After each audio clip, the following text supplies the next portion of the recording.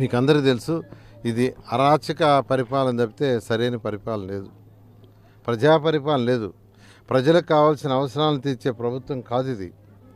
కేవలం అరాచమెంట్ చేసి వాళ్ళ పక్క తిప్పుకోవాలని, అది ఎవరు తిరుగుతారండి? ఒకవేళ భయపెట్టిన పైకి నటన చేస్తారు, కానీ ఎలక్షన్ వచ్చినప్పుడు ప్రతి ఒక్కరూ వాళ్ళ ఓటు రూపం చూపిస్తారు. ఈ మధ్య నారాయణ గ్రూప్ మీద రైడ్ చేశారు, ఎందుకు రైడ్ చేశారో తెలీదు. అదేమంటే స్కూల్ బస్సులకు ట్రాన్స్పోర్ట్ అంటున్నారు.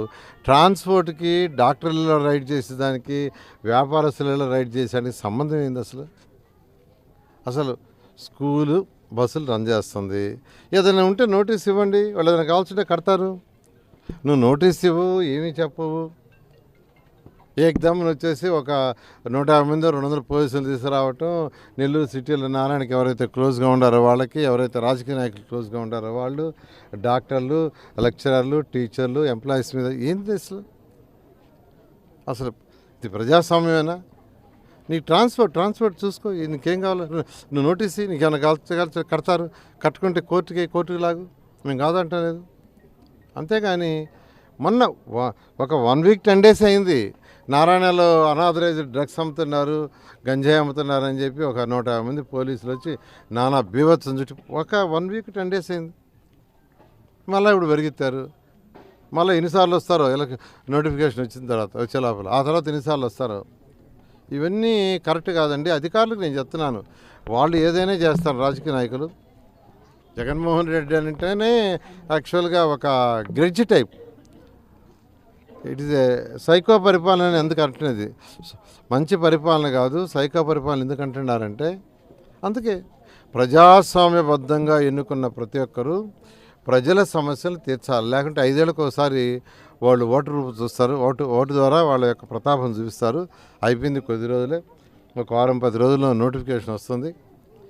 నోటిఫికేషన్ వచ్చిన తర్వాత నెల్లూరు సిటీలో 54 డివిజన్లో ఉన్న, సిటీ కాదు రూరల్లో 54 డివిజన్లో ఉన్న వాళ్ళందరూ ప్రతాపం చూస్తారు. ఖచ్చితంగా ప్రభుత్వం రాగానే 54 డివిజన్లో ఉన్న అండర్ గ్రౌండ్ సివరేజ్ పూర్తి చేస్తాను. అండర్ గ్రౌండ్ చేస్తే దోమలు లేని నగరం అవుతుంది. ప్రపంచంలో నేను ఎన్నో నగరాలు తిరిగా అమరావతి రాజధాని కోసం, ఎక్కడికి పోయినా దోమలు లేవు. కారణం ఏంటంటే వాళ్ళకంతా underground sewerage, underground drainage సిస్టంలో జరుగుతుంది. దాన్ని నేను నెల్లూరు తెచ్చా, కానీ దాన్ని అలా చేశారు. కాబట్టి మరి కొద్ది రోజులే నేను నెల్లూరు ప్రజలందరికీ చెప్తున్నాను, మీ దోమలు పెడితే కేవలం 2 నెలలు ఓర్చుకోండి. ఖచ్చితంగా ఈ సమస్య 100% ఫస్ట్ రాగానే తీర్చడం జరుగుతుంది. Thank you. తెలుగుదేశం, జనసేన ఈ 2 కలిపి రాష్ట్రంలో కంటెస్ట్ చేస్తున్నాయి. ప్రతి దగ్గర కోఆర్డినేషన్ ఉంది. నేను ఏ రోజు చెప్పాను మీకు టీవీల ద్వారానే, జనసేనకి టికెట్ ఇచ్చినా నేను ఇంతకంటే ఎక్కువ కష్టపడి చేస్తా, తెలుగుదేశంలో ఇంకెవరికి ఇచ్చినా ఇంతకంటే ఎక్కువ కష్టపడి చేస్తాను చేశాను. అందరినీ కలుపుకొని పోతాం, ఎటువంటి ఇది లేదు. నాకు యాక్చువల్గా ఏంటంటే ఈ కోర్టులు, కేసులు వీటన్నిటితో నిమగ్నమై దాదాపు నేను 5 రోజులు నేను వార్డుల్లోకి వచ్చి 5 రోజులు 6 రోజులు కేవలం కోర్టులు, కేసులు. రేపు యాక్చువల్గా మేము కోర్టులో వేసాం. రేపు ఒక్కరోజే మళ్ళీ 3 రోజులు సెలవు వస్తుంది, ఫ్రైడే, సాటర్డే, సండే. అందువల్ల నేను హైదరాబాద్ నుంచి వాళ్ళే వచ్చాను. అందరినీ కలుస్తాం. మాకు ఎటువంటి గిగోలు ఉండవు. ప్రతి జనసేన ప్రతి చిన్న నాయకుడి నుంచి పెద్ద నాయకుడి వరకు అందరినీ కలవటం జరుగుతుంది. 11వ డివిజన్లో రాయపాలెం అనే యొక్క ఏరియాలో డోర్ టు డోర్ భవిష్యత్ గ్యారంటీ ప్రోగ్రాంలో తిరుగుతున్నాం. అయితే ప్రజల నుంచి స్పందన అనూహ్యంగా ఉంది. ఎందుకంటే ఈ ఏరియాలో రోడ్లు ఎండ్ టు ఎండ్ రోడ్లు వేసాం. అసలు వాళ్ళే చూపిస్తున్నారు, వాళ్ళే నేరుగా బయటకు వచ్చి ఇంట్లో నుంచి ఆ రోడ్డు చూపిస్తారు. మీరు వేసిన రోడ్డే, మీరు కట్టిన కాలాలే. అయితే దోమలు విపరీతంగా ఉండే భరించలేకపోతున్నాం. కాలువలు తీయటంలా. At least underground sewerage connection ఇవ్వాలి వాళ్ళు. 550 కోట్లతో నెల్లూరు అండర్ గ్రౌండ్ సివరేజ్ తీసుకొచ్చి 90% పూర్తి చేసి, జస్ట్ నీళ్ళన్నీ భూమి లోపల బయట ఎక్కడికో వెళ్ళిపోతాయి, అక్కడ ట్రీట్ చేస్తారు, వదిలేస్తారు.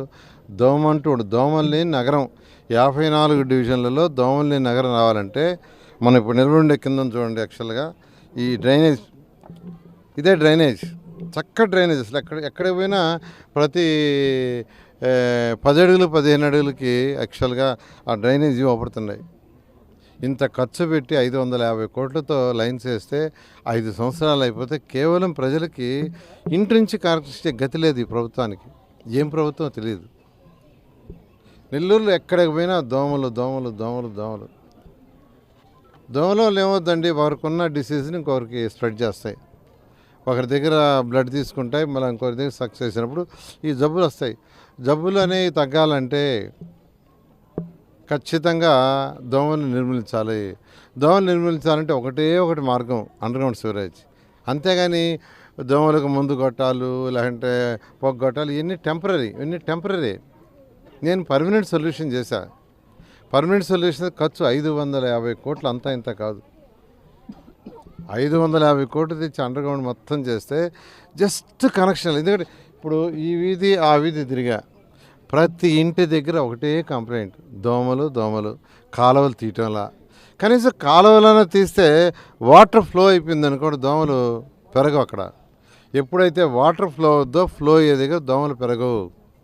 ఎక్కడైతే కాలువలు తీరో, దోమలు వాటర్ ఫ్లో ఉండదో అక్కడ దోమలు గుడ్లు పెడతాయి. గుడ్లు పెరిగి పిల్లలై మళ్ళీ దోమలు వస్తాయి.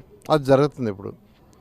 కనీసం ఆ కాలువలన్నా నీట్గా తీస్తే వాటర్ ఫ్లో అది లేదు అసలు. అంత ఎందుకండి 550 కోట్లు తెచ్చి 40% అయిపోతే జస్ట్ కనెక్షన్ చేయలేదు ఈ ప్రభుత్వం.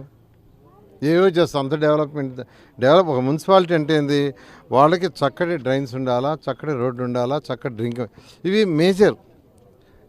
ఫస్ట్ అవి ఉండాలా, రోడ్లు, వాళ్ళకి చక్కటి డ్రైన్స్, వర్షం వస్తే నీళ్లు పోవటానికి చక్కగా ఉండాలా.